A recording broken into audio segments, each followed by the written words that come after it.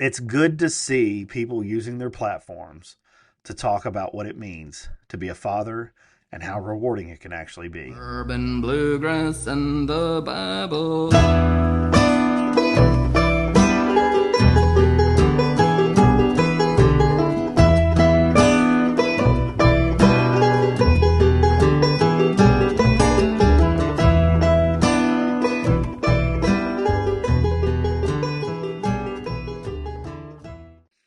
I don't know who saw this, but Andrew Schulz, stand-up comedian who just released a special on Netflix a few weeks ago, was on Joe Rogan's podcast this week. And of course, Joe Rogan can be controversial. I've had some criticisms of things he said in the past, and sometimes I agree with him. But overall, I wish him the best. But it was refreshing to hear them both talk about fatherhood on the most recent episode. Take a listen. I feel like a positive sensation in the place of this like guilt-ridden one that I would used to feel maybe. And I think it's that immediate productivity, that purpose. There's this human being you love more than anything that is like deeply relying on you. Yeah. And I don't know. It's also the kind of love you have with them is just Dude. indescribable. How old were you when you had your first? 40? Yeah, so I'm 41, so I was it's the same thing. It's every cliche.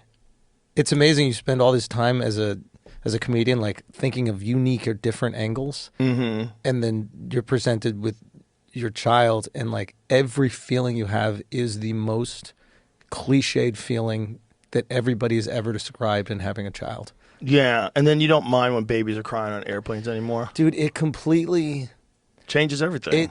It is adorable when they're crying on the airplane. Yeah. You almost want to like help the mom. Isn't that crazy how when you're a young man, you're like, oh my God, a baby's crying.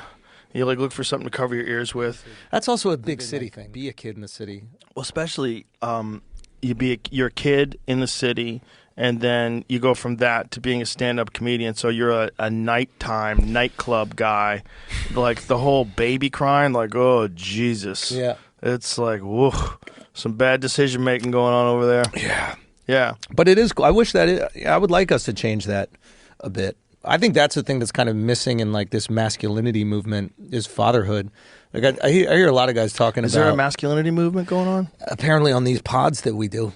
Is that what it is? We're the manosphere, dude. This is where fucking men hang out. I don't think they consider us the manosphere, honestly. I think the manosphere is like those pickup artist type dudes. But that's the thing. None of those guys have kids, or they talk about like what it is to be a man, and it's like, buddy, like you're missing out on the most important part of the entire process. Yeah. Like I want to hear the guys who have a bunch of kids telling me what it is to be a man. Right. Like to me, that's way more valuable, and I feel like they're missing out on like the defining moment in a man's life. I think Schultz is definitely onto something here, and I think it's great that he's figuring this out, even if it came a little later in life. I mean, Joe and him both talk about having kids when they're in their 40s, but that's part of their career choices. Comedy is one of those careers that's going to prolong adolescence. You're going to spend most of your 20s and 30s in a bar or club telling jokes. You're out on the road. It doesn't really give you a lot of time for a family. And now that they have that family, they're starting to understand that they have a greater purpose than being famous comedians. Now, of course, they're not going to give that up because it's given them the ability to provide for their families in ways that most of us can only dream of. And I hope that they'll give more reflection to this, because I do think when I listen to some of these talks, when these clips come across my feed, I think these guys are getting closer to the source of what they're trying to understand, but they cannot quite bring themselves to go, it's got a divine nature to it. And it comes from God. God ordained us to be fathers and to love without limit, love our children, love our wives without, restrictions or, quotas. We just do it. And I think it's great that they're talking about the other parts of the manosphere, being more empty. We know who they're talking about here. They're talking about guys that don't have kids. They're talking about Andrew Tate and guys like that really just use women and talk about being a man in the sense that they're strong or successful, but they really don't understand what it means to actually sacrifice for another human being. And I like that Schultz points that out. I've been reading through Sirach in my preparation for Lent, and somebody pointed out to me the other day, the early chapters of Sirach are for a young man to develop into virtue. And the later chapters are for an older man to kind of help continue to guide him and help guide others towards virtue. And I think that's a really great place to start. Maybe somebody could say to them, I know everybody says read your Bible, but here's this book from the Bible that I think would really be beneficial. Protestants out there, Syriac's only in the Catholic one, so maybe give it a look.